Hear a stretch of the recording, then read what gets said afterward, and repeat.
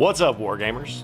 Welcome back to World of Wargaming. Today we're going to dig into the process of creating some gangs for Dead by Lead from Electi Studios Blaster issue volume number 5. Now I'm going to be doing both a party for me as well as an AI gang to play against.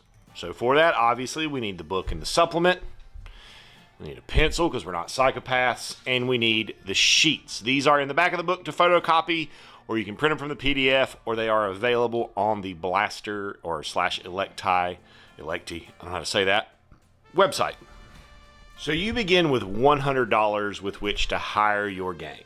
Your gang can have up to 12 members, but bear in mind that each profession or gang member has a monetary cost attached to them, as does their equipment. So you can get 12 people, but make sure you got the money to outfit them, or they're not going to be much help in the showdown. I'm going to keep it probably pretty simple. I think I'm going to look for like 4 to 6. Our options are Scout for $6, Rustler for $8, Drifter for $9, Enforcer for $9, Pursuer for $10, and a leader for $11. Obviously, you're gonna need a leader gang. And then each one comes with a stat line as well as whatever special rules they may have, and then some examples that they might be. So as I'm going to be, at least for my gang, using my models that I put together for What a Cowboy, I'm gonna keep the same names. So we've got Jacobus McCullough as our leader, Jeffrey McDonough, who was a pursuer, Nellie O'Brody, who was a drifter, and Old Duggar, who was a rustler.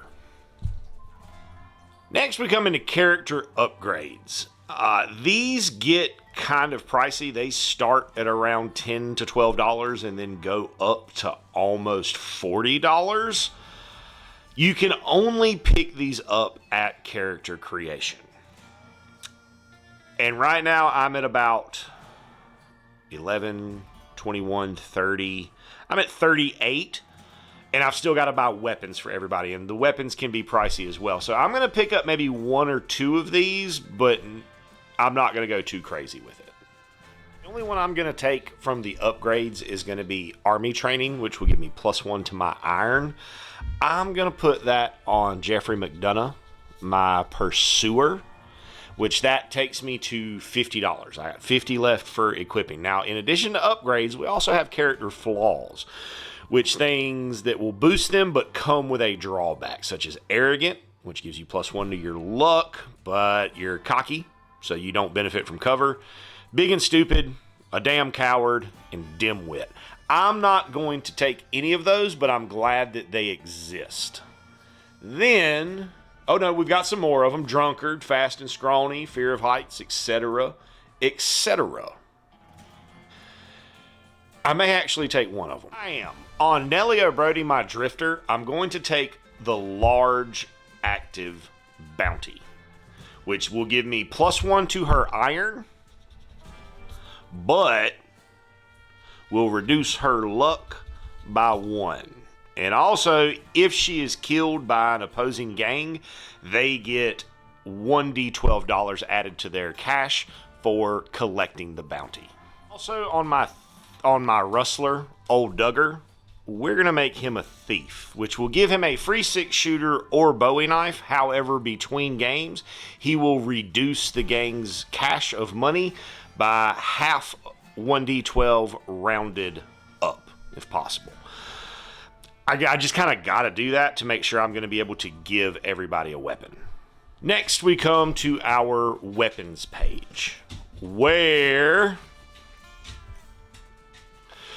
as you can see, none of these things are particularly cheap.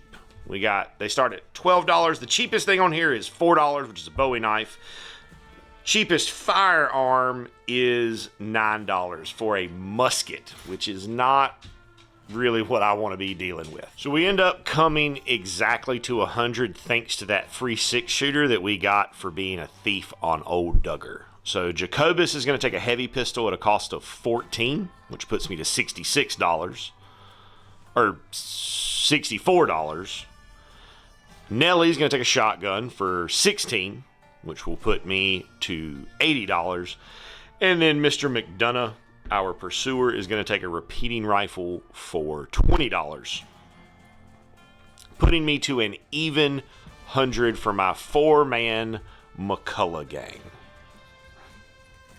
Then going to move over to our AI gang, which again is going to be in the Rival Guns supplement. It's like $8 for the print and like $4 for the PDF. The thing we get to do is roll on a handy dandy chart to come up with a name for our gang. So that's going to be 2 separate D12 rolls. So we are, or they are, the Runaway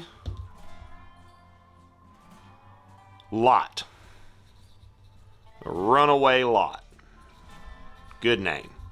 Roll 1d6 plus 2 to get the number of rival gang members. So 2 plus 2 is 4. That's perfect. That's going to be even sides for the gangs. Next, we have another chart to roll on for names/nicknames. So where I'm going to go through this, and I'll let you know what everybody's name is going to be. So the Runaway Lot will consist of Kansas Poncho Finch, who's not from Kansas. He's actually from Texas.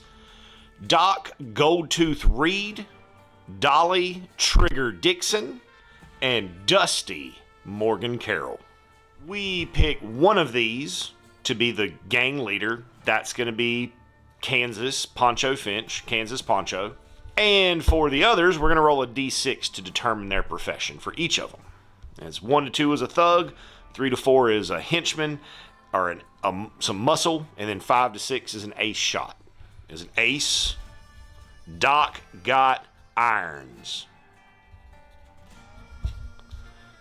Dolly is muscle. Figures with a name like Trigger. And Dusty is also muscle. Equipment for the rival gang is something we don't really have to worry about. They can have a pistol, a heavy pistol, a shotgun. No, sorry. Yeah. A 6-shooter, a heavy pistol, a shotgun, a repeating rifle, a musket, or 2 6-shooters for free. And in addition, they each get a free Bowie knife. I don't really have any Bowie knives. I don't really have any melee weapons in my team. That's something that I'm going to have to correct once I make some money. But they do it that way. That way you don't have to worry about it. Just whatever that model happens to be equipped with, that's what it's gonna have. You don't have to remember. Now in mine, I do have a proxy because Duggar does not have a rifle. He has that free pistol that he got from being a horse thief. And at that point, both gangs, both the McCullough gang and the Runaway Lot, are ready to do battle back and forth across Bloodstone. I was about to say Blood Gulch, but I didn't think that was right, luckily. There's a handy dandy map right there. Tell me the name of the town, which is, of course, Bloodstone. I'm really, really looking forward to putting this, as well as the variety of Wild West terrain that I've acquired over the years, on the table for some dice rolling good times. Thanks so much for tuning in, hanging out while I put together 2 gangs for Dead by Lead. I hope you have an absolutely amazing rest of your day.